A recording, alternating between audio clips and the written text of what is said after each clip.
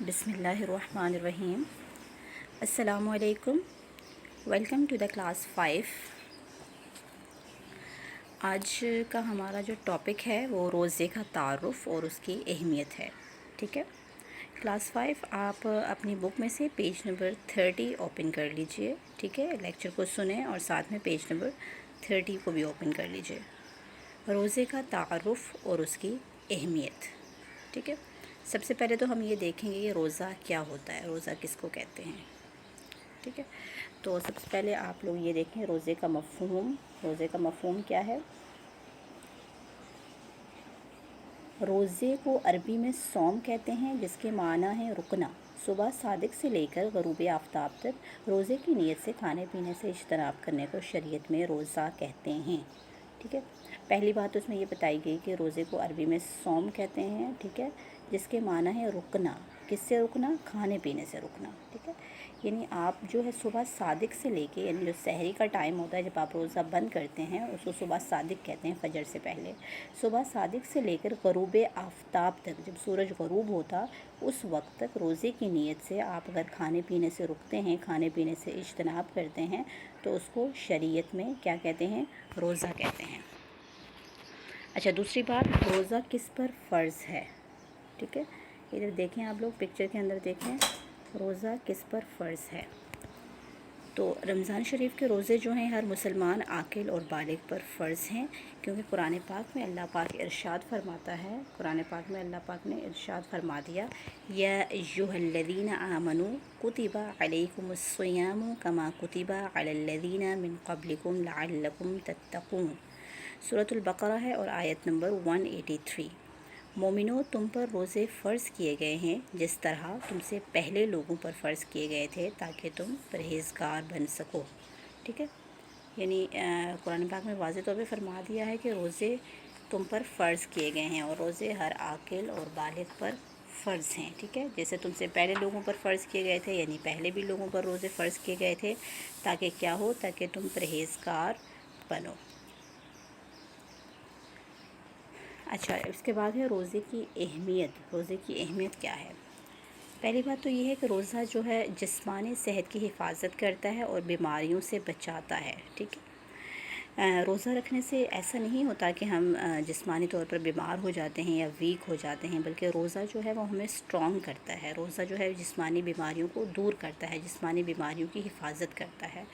تو نبی پاک صلی اللہ علیہ وسلم کی حدیث ہے، آپ صلی اللہ علیہ وسلم نے فرمایا کہ ہر چیز کی زکوٰۃ ہوتی ہے اور جسم کی زکوٰۃ روزہ ہے، ٹھیک ہے۔ یعنی جیسے ہم کہتے ہیں نا کہ ہم جب اپنی مال میں سے زکوٰۃ دیتے ہیں تو ہمارا مال جو ہے وہ پاک ہو جاتا ہے، اسی طرح سے جب ہم روزہ رکھتے ہیں تو ہم گناہوں سے پاک ہو جاتے ہیں۔ تو اس لیے نبی پاک صلی اللہ علیہ وسلم نے فرمایا کہ ہر چیز کی زکوٰۃ ہوتی ہے اور جسم کی زکوٰۃ روزہ ہے۔ اس حدیث میں جسم کی صحت و عافیت کی طرف اشارہ ہے، یعنی آپ جسمانی طور پر صحت مند ہو جاتے ہیں۔ پھر اگین رسول اللہ صلی اللہ تعالیٰ علیہ وسلم نے 2 آدمیوں سے فرمایا کہ تم روزہ رکھو، اس لیے کہ روزہ دوزخ سے اور زمانے کی مصیبتوں سے بچنے کی ڈھال ہے، ٹھیک ہے۔ ایک تو یہ بتایا کہ روزہ جو ہے وہ دوزخ سے آپ کو بچائے گا، جہنم سے آپ کو بچائے گا، اور زمانے کی مصیبتوں سے بچنے کی ڈھال ہے۔ یعنی آپ کی جو بھی روزمرہ زندگی میں جو بھی مسئلے مسائل ہوتے ہیں، جو بھی مصیبتیں ہوتی ہیں، تو اللہ تعالیٰ روزے کی برکت سے اس کو بھی دور فرمائے گا۔ یعنی روزے کی برکت سے دوزخ سے اور دیگر دنیاوی مصائب و تکلیف سے نجات ملتی ہے، اور روزہ گناہوں سے بھی بچاتا ہے، ٹھیک ہے۔ دینی اور دنیاوی دونوں طرح کے فائدے حاصل ہوتے ہیں آپ کو روزہ رکھنے سے۔ اس کے بعد ہے روزے کے فضائل۔ نبی اکرم صلی اللہ علیہ وسلم نے فرمایا، جس نے رمضان کے روزے محض اللہ تعالیٰ کے لیے ثواب کی نیت سے رکھے تو اس کے پچھلے سب گناہ معاف کر دیے جائیں گے۔ یعنی جس شخص نے رمضان کے روزے رکھے اللہ تعالیٰ کے لیے، خالص اللہ تعالیٰ کے لیے اچھی نیت سے رکھے، ثواب کی نیت سے، تو اس کے پچھلے گناہ سارے اللہ تعالیٰ معاف کر دے گا۔ ایک اور حدیث میں آتا ہے کہ اللہ تعالیٰ نے بنی آدم کی نیکیوں کا ثواب 10 گنا سے 7 گنا تک مقرر کیا ہے۔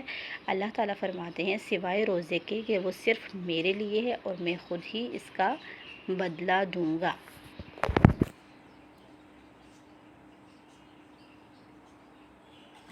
اس اس کے بعد کیا ہے؟ تقویٰ کا حصول، ٹھیک ہے۔ تقویٰ کا حصول کیا ہے؟ حدیث پاک میں ہے کہ روزہ دوزخ سے بچانے کے لیے ڈھال اور ایک مضبوط قلعہ ہے، ٹھیک ہے۔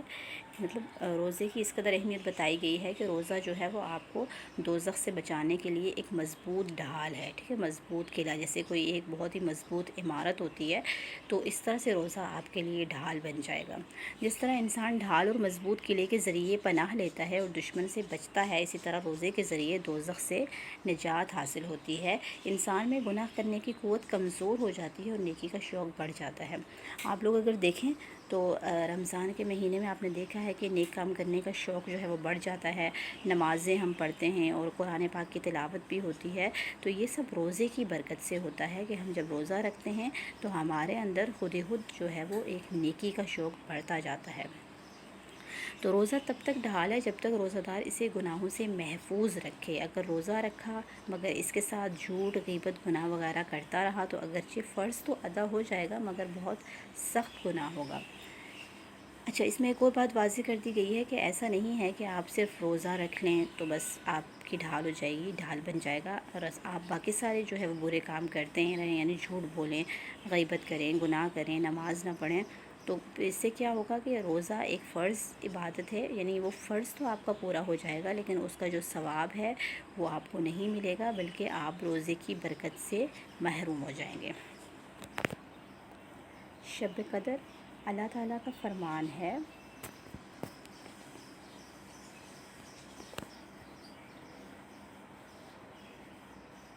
اللہ تعالیٰ کا فرمان ہے لیلۃ القدر خیر من الف شہر، شب قدر جو ہے وہ 1000 مہینوں سے بہتر ہے۔ شب قدر سے مراد وہ مبارک رات ہے جس کے بارے میں رسول اکرم صلی اللہ علیہ وسلم کا فرمان ہے، شب قدر رمضان کے آخری عشرہ کی طاق راتوں میں، یعنی 21، 23، 25، 27 اور 29 میں تلاش کرو، ٹھیک ہے۔ آپ کو پتہ ہے کہ شب قدر جو ہے وہ رمضان کے مہینے میں آتی ہے، اور 27ویں جو رات ہوتی ہے اس کے لیے زیادہ تر کہا جاتا ہے کہ وہ شب قدر ہے، لیکن ہمیں ان ساری راتوں کے بارے میں نبی پاک صلی اللہ علیہ وسلم نے بتایا ہے کہ ہم ان ساری راتوں کے اندر شب قدر کو تلاش کریں۔ وہ کون کون سی راتیں ہیں؟ 21، 23، 25، 27 اور 29۔ آپ صلی اللہ علیہ وسلم نے فرمایا کہ جس شخص نے شب قدر میں ایمان کے ساتھ اللہ تعالیٰ سے اجر کی خاطر عبادت کی، اس کے تمام پچھلے گناہ معاف کر دیے جائیں گے۔ بخاری شریف کی حدیث ہے کہ اگر آپ شب قدر میں اللہ تعالیٰ سے اجر کی خاطر، یعنی اللہ تعالیٰ کی عبادت کرتے ہیں، اس رات کو نیک کاموں میں صرف کرتے ہیں، تو اللہ تعالیٰ آپ کے تمام پچھلے گناہ معاف کر دے گا۔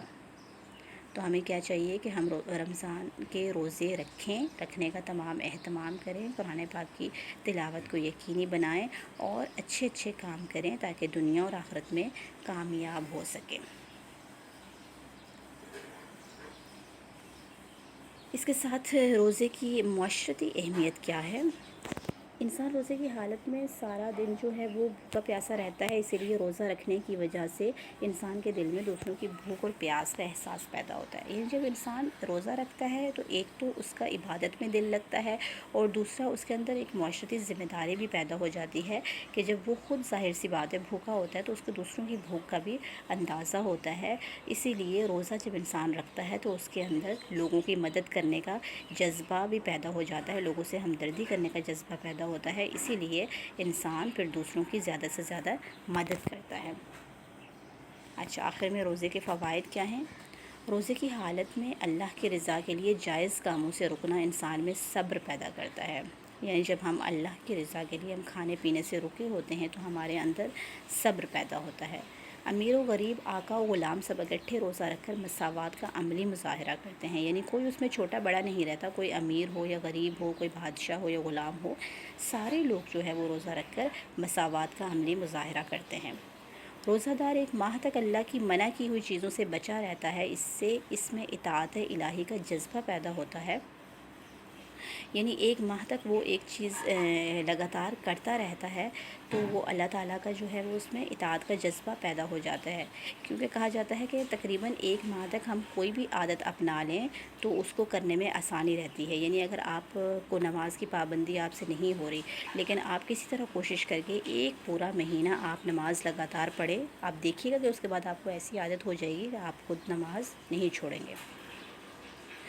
روزہ رکھنے اور افطار کرنے کے لیے وقت کی پابندی لازم ہے۔ 1 ماہ کی یہ مشق انسان کو وقت کی پابندی کا عادی بنا دیتی ہے۔ یہ وہی بات ریپیٹ ہو رہی ہے، روزہ گناہ کبیرہ اور صغیرہ سے بچنے کا بہترین ذریعہ ہے۔ اوکے کلاس، یہ تھا آج کا ہمارا ٹاپک۔ اس کو آپ جو ہے وہ سنیں اور اس کو سمجھنے کی کوشش کریں، پھر انشاءاللہ نیکسٹ کلاس میں ایک دوسرے ٹاپک کے ساتھ کنٹینیو کریں گے۔ اوکے کلاس، اللہ حافظ، جزاک اللہ، السلام علیکم۔